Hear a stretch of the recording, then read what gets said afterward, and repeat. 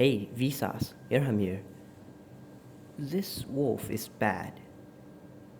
Or is it? I'm Irham from Photo, and I'm here to tell you why you should watch The Bad Guys.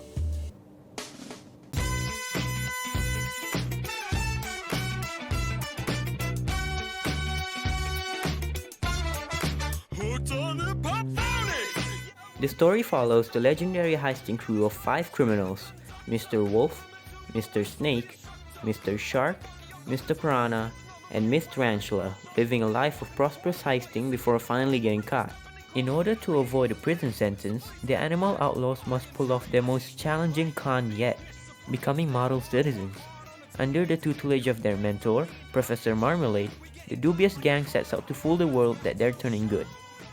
I'm glossing over 1 hour and 40 minutes worth of content, but the general plot is something along those lines.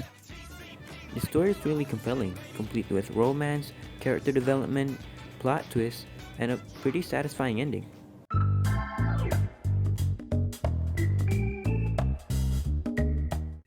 As aforementioned, the crew consists of 5 animals. The first of which is Mr. Wolf, voiced by Sam Rockwell, is depicted as the mastermind behind the gang, responsible for the planning behind every heist. His best buddy and partner in crime, Mr. Snake, voiced by Mark Maron, is often depicted as the sneakiest of the bunch, alongside being a very skilled safecracker. He specializes in infiltration and pickpocketing.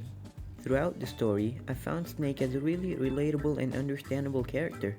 The movie did a really good job of fleshing out his character. Next up, we have Mr. Shark, voiced by Craig Robinson. Master of disguises, shark of 1,000 faces, dude can literally be a construction worker, dad, and a pregnant woman. Shark, we're in. Oops, I forgot, I'm not pregnant. Oh, sorry, I meant an unpregnant woman. Now, what good is a heisting crew without a hacker of their own? Enter Miss Tarantula, aka Webbs, voiced by Aquafina. The crew's In-house hacker, our pocket search engine, our traveling tech wizard. not really much to say about Webbs except the fact that I would really like to have her Spotify. Hit it. Webbs, hit it. Finally, we have Mr. Piranha, voiced by Anthony Ramos, the bronze oval brains of the crew. This guy is the type of person to eat expired bread before asking what the side effects of doing so were. He's pretty eccentric throughout the movie, but I found him pretty corny. You know, the usual clumsy, cartoony, over-the-top character you'd expect out of a children's movie.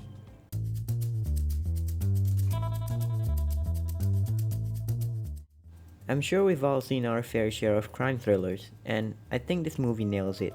It's also as comedic as is it thrilling, and the jokes aren't half bad. But, minus points for the overuse of fart jokes though. Funnily enough, the coolest and most memorable scene for me was when Wolf performed a heel-toe shift during a chase scene. For those not in the know, a heel-toe shift is a technique commonly used by racers to brake, downshift, and accelerate at the same time. Coming from a cartoon film, I'm surprised they even depicted that. Coolest moment ever, for real. Also the car. The car looks insanely cool. It's like a mixture of a first-gen Ford Escort with the body of an AMC Javelin. It's sick.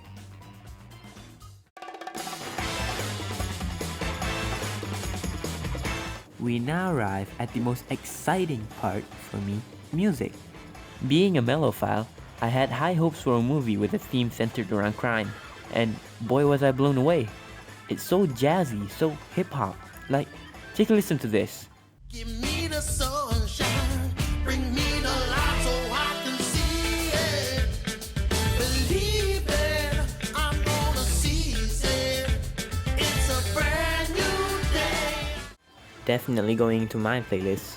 If you're anything like me and need to focus 110% on not spontaneously dancing whenever you hear a banger, then you should definitely try listening to the Bad Guys OST. How about that? I guess some things aren't always as they appear. I'm an absolute sucker for animated films, and this one definitely goes into my good books of good movies. It's a shame though, since it's kind of a one and done kind of movie. I don't see how the story of the Bad Crew would continue, and therefore I don't really expect a sequel. which is really unfortunate. I would have loved to see more from the crew. Though I have heard rumors DreamWorks is working on a sequel expected in 2025, but until that happens, you should really give this movie a chance because everybody has a flower of goodness inside them waiting to blossom.